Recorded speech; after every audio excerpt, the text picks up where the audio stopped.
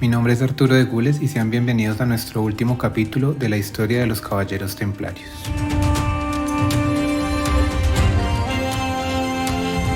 En el capítulo de hoy veremos algunos de los mitos y leyendas que nacieron a raíz de la disolución de la Orden del Temple, además de un vistazo rápido a los textos que usamos para repasar su historia. Antes de empezar nuestro viaje, no olviden suscribirse, activar las notificaciones, comentar, darle like y compartir este contenido para seguir apoyando este proyecto.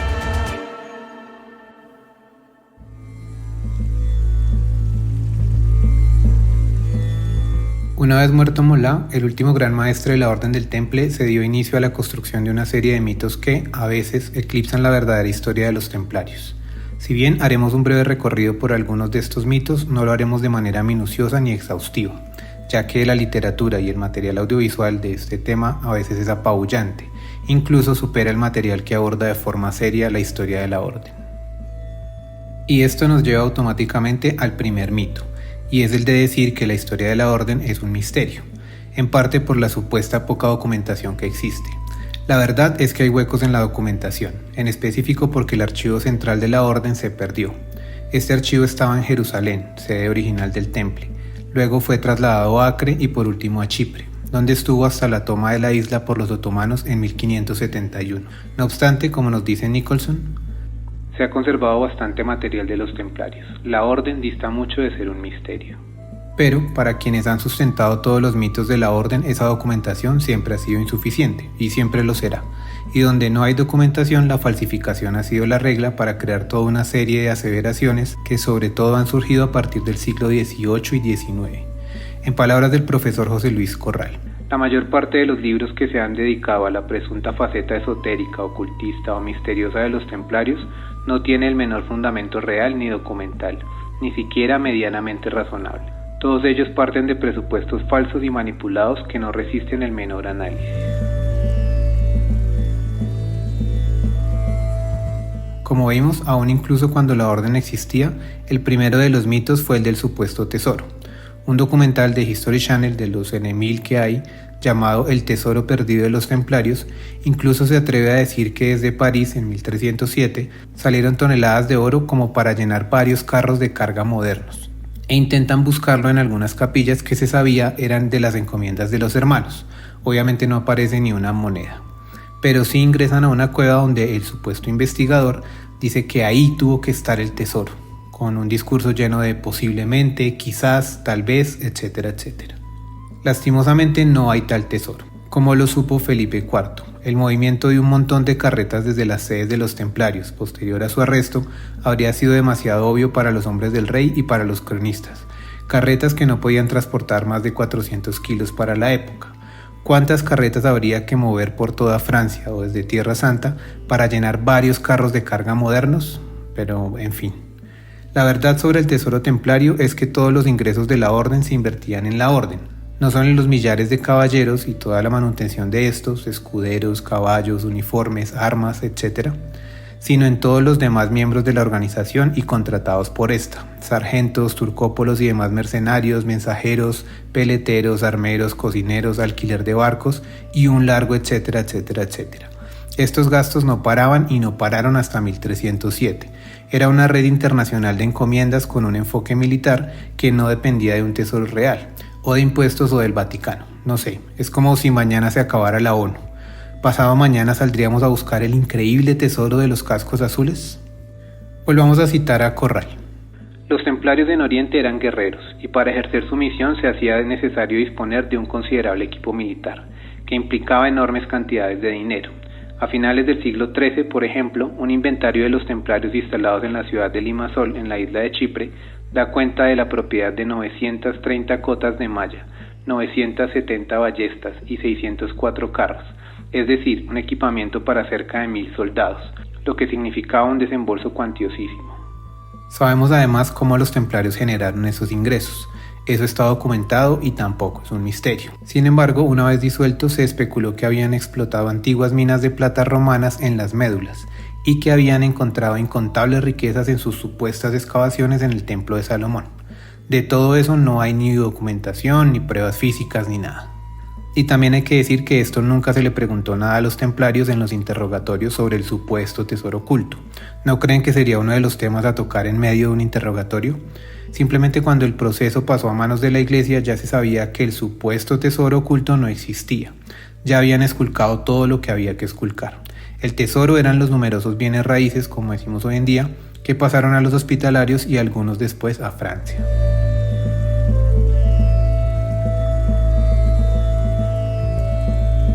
Sobre el tema de la masonería y los templarios también hay ríos de tinta. Y hacer un recuento histórico sobre los masones aquí nos daría para varios videos, y la verdad me da pereza.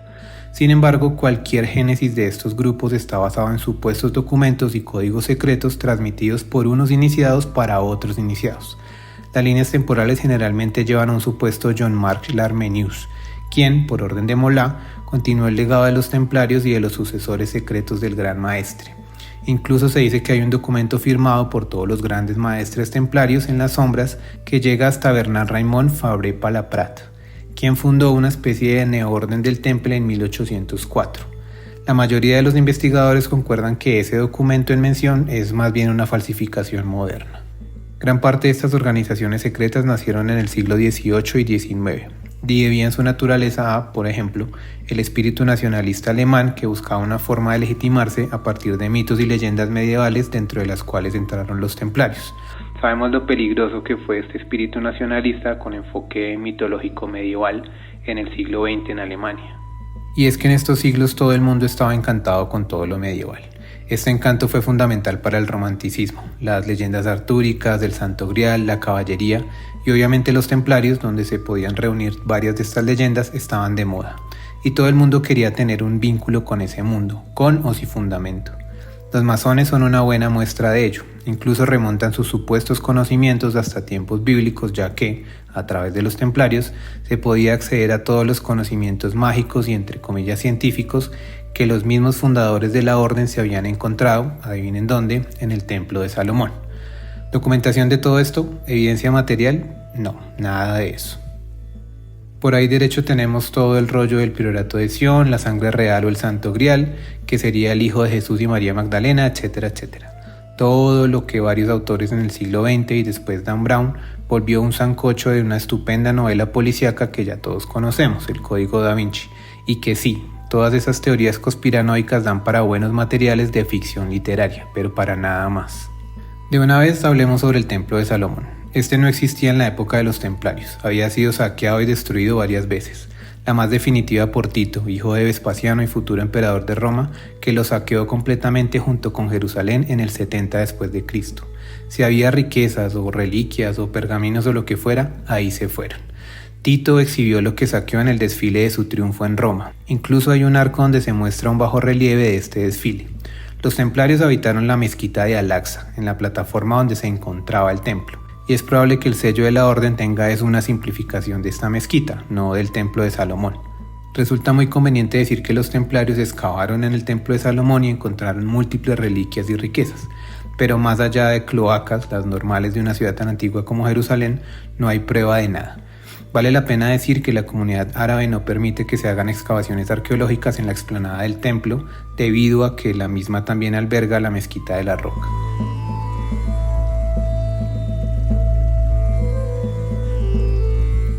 Sobre la maldición, como dijimos en nuestro último capítulo, parece que el primer supuesto testimonio de la misma salió de un cronista, partidario de Felipe, Guillermo de París, que se escribió posterior a la muerte del rey. Y desde ahí al parecer se desprendió todo. Con las maldiciones en general siento que es el efecto Nostradamus, y es que adquieren significado cuando supuestamente suceden y se terminan por asociar a eventos a estas supuestas profecías, pero nunca antes de que sucedan. Obviamente eso no tiene ninguna validez histórica, es una curiosidad, pero no aporta en nada a la historia de los templarios, ni a la comprensión de su contexto histórico, más allá tal vez de la mentalidad mágico-religiosa de las gentes de la Edad Media.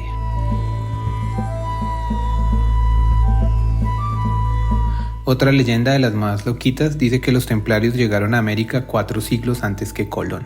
Supuestamente una flota templaria desapareció del puerto de La Rochelle en 1307, a lo que se sumó unas dudosas representaciones de maíz, sábila y otras plantas americanas en una capilla construida en 1449 por la familia Saint Clair en Roslin, Escocia. Sobre esto algo vimos en el capítulo pasado. La verdad, las representaciones son muy dudosas y frente a la flota templaria es muy poco probable que existiera. Para poner el paralelo, los hospitalarios solo disponían de 4 barcos. Si necesitaban más, simplemente se alquilaban. El mantenimiento de una flota era demasiado costoso y los templarios, si tuvieran una flota, no la tendrían ociosa o explorando el mundo. Además que la tecnología de las naves del siglo XIV no daría para un viaje de esa envergadura. No había forma, por ejemplo, de almacenar agua más que para unos días. Tener una flota era un privilegio que solo se podían costear estados como Génova o Venecia. Y ya vimos que con eso pudieron sobornar a los cruzados para terminar pasando lo que pasó en la Cuarta Cruzada. Incluso para el Imperio Romano de Oriente era bastante difícil mantener su flota. Si los templarios hubieran llegado a América, toda Europa se habría enterado, y los templarios habrían explotado una ruta comercial gigantesca como se hizo de hecho después de 1492. Bueno, incluso se dijo que Cristóbal Colón era templario, hágame el favor. Si todos sabemos que Colón era colaborador de la secta de los asesinos, el mismo Ezio Auditore le salvó la vida en Assassin's Creed 2, yo lo vi. Sabemos, por ejemplo, que los vikingos llegaron a las costas de Norteamérica, la que denominaron Vinland, por ahí en el año 1000. Si bien es un asunto aún en investigaciones, sabemos que sucedió. 1, porque hay relatos de cronistas que lo atestiguan, y 2, porque hay evidencias arqueológicas que lo corroboran. Y fue algo con mucha menos escala de cómo los conspiranoicos describen la supuesta llegada de los templarios al Nuevo Mundo.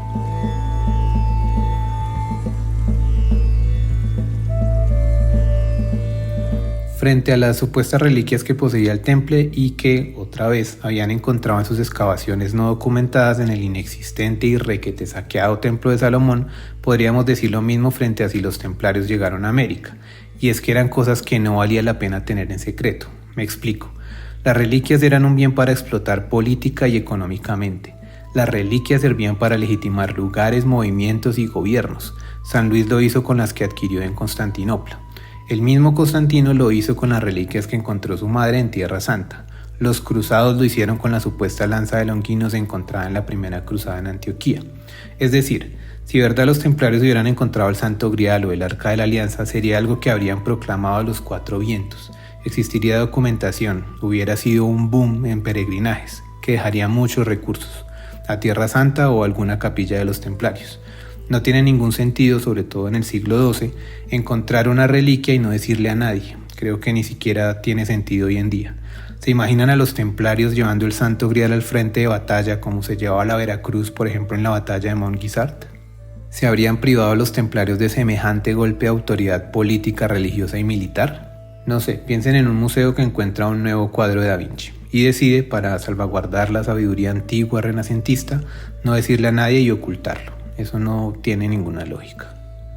Sobre el Santo Grial, recordemos que la asociación de este con los templarios salió a partir de Wolfgang von Eschenbach, un trovador templario que hacia 1195 escribió el famoso poema conocido como Parsifal. Supuestamente el relato le llegó a través de un tal Quiot, quien a su vez sabía el relato por un manuscrito, del que no se sabe nada, de un tal Flegetans. Supuestamente en un templo de Montsalvat al norte de España fue resguardada la reliquia. Obviamente se ha buscado el susodicho templo sin encontrarlo. Hoy en día hay más de una docena de santos griales en varias iglesias europeas e incluso en el Met de Nueva York.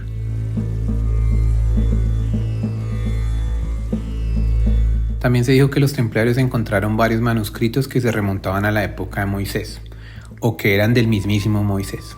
Sabemos que la historia de Moisés fue escrita por los judíos en su exilio en Babilonia en el siglo IV a.C. Supuestamente estos manuscritos fue donde los hermanos encontraron sus secretos para crear la arquitectura gótica y la supuesta arquitectura templaria. Con estos improbables e inexistentes documentos se hace una moñona, y es meter en la misma bolsa templarios, judíos y egipcios y un perdido conocimiento ancestral que, con un poco de imaginación, se puede remontar a donde uno quiera. Este otro mito, el de la arquitectura templaria, viene en buena medida del arquitecto Viollet-le-Duc, quien decía que el modelo de las iglesias templarias venía de las formas del Santo Sepulcro. Sin embargo, Lambert, un gran especialista en arquitectura medieval, demostró que no había tal arquitectura templaria y que, así como había iglesias octogonales, también había iglesias rectangulares y que simplemente todo era guiado por la moda o los estilos dominantes de la época y el sitio. Y si los templarios encontraron supuestos pergaminos egipcios, no habrían tenido cómo traducirlos, ya que esto solamente se dio a través del descubrimiento de la piedra Rosetta, la clave para entender la escritura jeroglífica egipcia, que se dio hasta el siglo XIX. ¿Tenían los templarios otra piedra roseta caleta? ¿Descubrieron los templarios la piedra roseta y la volvieron a ocultar? Escoja la respuesta que requiera para su teoría conspiranoica favorita.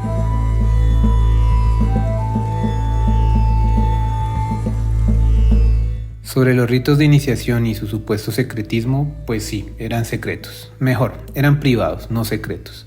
Autores como Bordonov y José Luis Corral describen en detalle el rito de iniciación. ¿Por qué? Porque la documentación para ello existe y no es un misterio.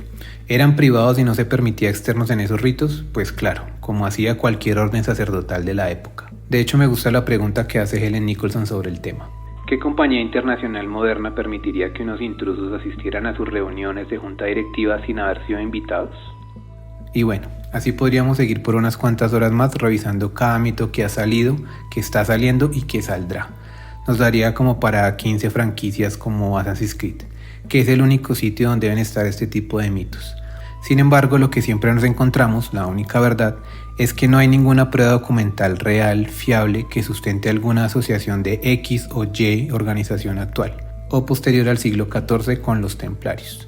Cualquier tipo o intento de vinculación se ha hecho para sacar provecho de la imagen de la orden, para legitimar poder y actuaciones en el presente, para sustentar una supuesta exclusividad de conocimiento a la que solo tienen acceso unos iniciados, casualmente de clases pudientes y poderosas, y que por ese supuesto conocimiento único, exclusivo y antiguo, del que no tienen sustento, es que adquieren cierto derecho a gobernar, violando de paso cualquier principio democrático en el que se pueda incluir a las clases que no tienen acceso a esas organizaciones y a su mítica sabiduría. Todo muy conveniente. Y es que esta práctica conspiranoica puede ser bastante peligrosa. El 23 de julio del 2022, Anders Breivik asesinó a más de 80 personas en un campamento de verano cerca de Oslo. Dentro de los delirios dijo ser perteneciente a los Caballeros Templarios, a quienes, en un escrito de más de 1500 páginas, veía como una organización de los estados europeos originales para juzgar y castigar a los multiculturalistas marxistas que amenazaban el continente desde 1955. Por esa misma época, una facción del cartel mexicano conocido como La Familia se separó de su casa matriz y se autonombró como los Caballeros Templarios. Terminaron usando estandartes blancos con cruces rojas como firma en sus múltiples crímenes, a veces en apoyo del Estado, y que justificaban en una supuesta defensa del orden. Incluso la policía en sus allanamientos encontró varios libros como el Código de los Caballeros Templarios de Michoacán. Es decir, el uso y el abuso del nombre de los Caballeros Templarios es bastante peligroso, irresponsable e incluso injusto, con un grupo de hombres que vivieron, lucharon y murieron por su fe. La fe católica, porque si hay alguna verdad es que incluso en la hoguera, como en el ejemplo de los 54 templarios incinerados en Sens en 1312, los hermanos se proclamaron como cristianos católicos, no como herederos de antiguas y amañadas sabidurías perdidas esotéricas. Para cerrar este tema quisiera citar al medievalista de la Universidad de San Luis, Thomas Madden. Quiero mencionar lo que creo es la principal evidencia de que la resurrección de los templarios es imaginación pura, si es que se necesita evidencia. Existen hoy en día muchas organizaciones que se refieren a sí mismas de alguna manera como los Caballeros de San Juan, pero todas tienen mucho cuidado de distinguirse de la soberana orden hospitalaria de San Juan de Jerusalén, de Rodas y de Malta, que son los hospitalarios, que todavía existen. Se diferencian de esta orden por una razón muy buena, porque a diferencia de los templarios, los hospitalarios todavía existen y tienen muy buenos abogados que ejercen en países de todo el mundo. Cualquier grupo que se dice que es la verdadera orden de los hospitalarios puede esperar un llamado telefónico o una carta de los hospitalarios reales. Pero no existe ese miedo entre los miles de grupos que dicen que son los templarios, porque no queda nadie vivo para protestar. Y esta es una nueva faceta de esta gran conspiración que yo simplemente no entiendo.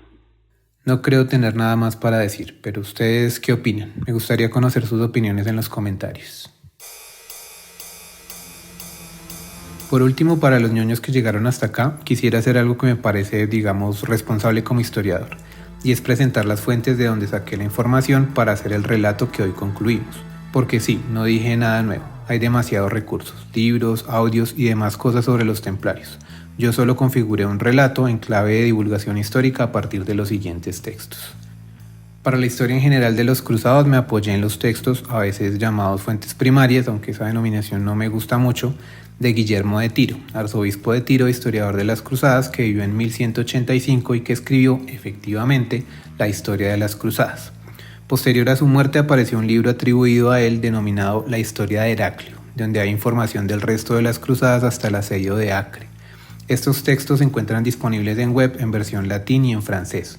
Obviamente yo busqué una versión traducida. A decir verdad, los templarios no eran muy de sus afectos, pero es una de las fuentes más usadas sobre la historia de las cruzadas. Consulté además los textos de Jacques de Vitry, también llamado Historia de las Cruzadas, escrito cerca de 1240, y el texto de la Alexiada, de la historiadora Ana Comneno, hija del emperador de Constantinopla Alejo I Comneno. En cuanto a historiadores modernos, podríamos encontrar los libros del británico Steve Runciman, Una historia de las cruzadas, y el ya clásico La epopeya de las cruzadas, del francés René Grousset, ambos textos en la primera mitad del siglo XX. Complementario a este está el obligado libro del franco-libanés Amin Maalouf, Las cruzadas vistas por los árabes, el cual nos aportó numerosos testimonios y citas de los hombres cercanos a Saladino o que convivieron con los cruzados en Tierra Santa. Sobre la historia del Islam me ayudé del libro Breve Historia del Islam, de Ernest Yassin Bendris. Para un acercamiento puntual a la Tercera Cruzada y la historia de Ricardo I Corazón de León, tenemos el texto de Jean Flory de 1999 llamado Ricardo Corazón de León. Qué poco creativos son los historiadores con los nombres de los libros. Y un texto que les súper recomiendo del historiador italiano Franco Cardini llamado Nosotros y el Islam, historia de un malentendido, que es muy bueno. De hecho, en internet se encuentran varias conferencias de Cardini que son también muy geniales. Ya en específico sobre la historia de los templarios me soporté en los siguientes textos. Los templarios, historia y tragedia, del biógrafo y novelista Georges Bordonoff, escrito en 1977, libro que por lo demás, entre comillas, me inspiró a arriesgarme y a empezar este proyecto. Tenemos además el libro Breve Historia de los Templarios del 2006, del historiador español José Luis Corral, y el libro Auge y Caída de los Templarios, de Alain de Murger, tal vez uno de los especialistas más renombrados en la historia de la orden. Y en menor medida consulté el libro El Juicio de los Templarios, de Malcolm Barber, y el texto Les Templiers, de Stephanie Grant. Un texto que descubrí recientemente y que también les súper recomiendo, que además me sirvió mucho en esta serie, sobre todo en los últimos capítulos, es Los Templarios, una nueva historia, de la historiadora de la Universidad de Cardiff, Helen Nicholson. Además me sirvieron los artículos Muslim Perspective on the Military Orders During the Crusades, de William Hamblin, The Financial Relations of the Knight Templars to the English Crown, de Eleanor Ferris, y Vida, Muerte y Resurrección de los Templarios, de Thomas Madden. De igual forma me ayudaron varios podcasts y conferencias en YouTube, de las cuales me gustaría mencionar la del profesor Fernando Quesada Sanz sobre la batalla de los Cuernos de Jatín en el canal de la Fundación Juan March, y la conferencia de los templarios, monjes, banqueros, economía y tesoro de la orden mítica militar de Jesús Dorado en el canal de Raíces de Europa. Ojalá puedan consultar esos y más textos y sumergirse de manera mucho más profunda en la historia de los templarios, de las cruzadas y la Edad Media, y en general en cualquier tiempo y contexto histórico. Es el único objetivo de experimentos como este, despertar el interés en conocer más sobre nuestro pasado. Es la única forma de adquirir conciencia de por qué somos lo que somos y por qué estamos donde estamos. Además me gustaría decir que los libros de historia y el inmenso trabajo de los investigadores está ahí, listos para que los encontremos y nos metamos de cabeza en ellos. Eso sí, hay que superar la frontera del conocimiento más allá de TikTok, Instagram o Twitter o documentales sin ninguna aspiración de objetividad o profundidad histórica.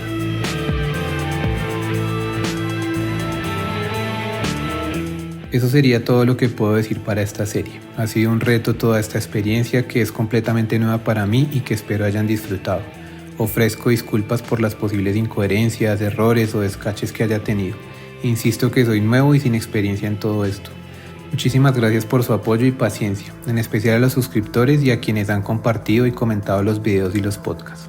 Esperaré mejorar en futuras entregas y series en el caso en que logre reunir fuerzas, tiempo, cabeza y ánimo para emprender un nuevo viaje en el que ojalá ustedes me puedan acompañar.